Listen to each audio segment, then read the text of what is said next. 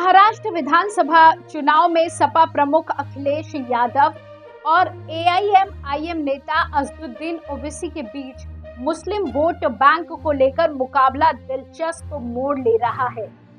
अखिलेश यादव ने ओवैसी के प्रभाव को चुनौती देने के लिए मुस्लिम बहुल क्षेत्रों में चुनावी कार्यक्रम आयोजित कर रहे हैं।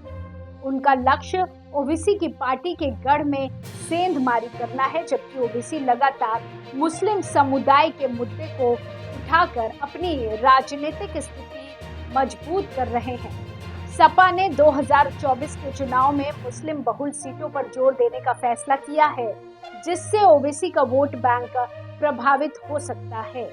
दोनों नेताओं की रणनीतियों का असर चुनावी परिणामों पर होगा और ये देखना होगा कि मुस्लिम मतदाता किसे अपना नेता मानते हैं। इस संघर्ष में सियासत के नए रंग देखने को मिलेंगे। महाराष्ट्र विधानसभा चुनाव की तारीखें घोषित हो गई हैं और सभी पार्टियों ने अपनी तैयारी तेज कर दी है। खासतौर पर समाजवादी पार्टी के प्रमुख अखिलेश यादव और ऑल इंडिया मजलिस-ए-इत्तेहादुल मुस्लिमीन के नेता असदुद्दीन ओवैसी मुस्लिम वोटों को साधने की योजना बना रहे हैं।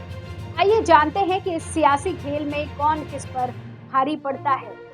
अखिलेश यादव महाराष्ट्र में अपने मिशन की शुरुआत मुस्लिम बहुल इलाकों से कर रहे हैं। वो मालेगांव और धुलिया जैसे शहरों में चुनावी कार्यक्रम का आयोजन कर रहे हैं। इन क्षेत्रों में ओवैसी की पार्टी एआईएमआईएम का अच्छा प्रभाव रहा है। ऐसे में अखिलेश का ये दौरा ओवैसी के वोट बैंक में सेंध मारने की कोशिश के रूप में देखा जा रहा है। ओवैसी का सियासी पन्ना। असदुद्दीन ओवैसी ने महाराष्ट्र में अपनी पार्टी के लिए मजबूत आधार बना लिया है। 2019 विधानसभा चुनाव में एआईएमआईएम ने और धुलिया सिटी जैसी सीटें जीतकर सबको चौंका दिया था। इसके अलावा 2014 में भी ओवैसी की पार्टी ने औरंगाबाद और भाईखला में जीत हासिल की। ओवैसी का दावा है कि कांग्रेस और एनसीपी मुस्लिमों के मुद्दे को नजरअंदाज करती है और इसी के चलते वो मुस्लिम वोटों को अपनी ओर खींचने में जुटे हैं। सपा की रणनीति। अखिलेश यादव की योजना भी स्पष्ट है। वो ओवैसी के सियासी प्रभाव को तोड़ने के लिए मुस्लिम मतदाताओं के बीच अपनी पहचान बनाने की कोशिश कर रहे हैं। सपा का लक्ष्य उन मुस्लिम बहुल इलाकों में अपनी मजबूत उपस्थिति दर्ज कराना है, जहां ओवैसी पहले से ही सक्रिय है।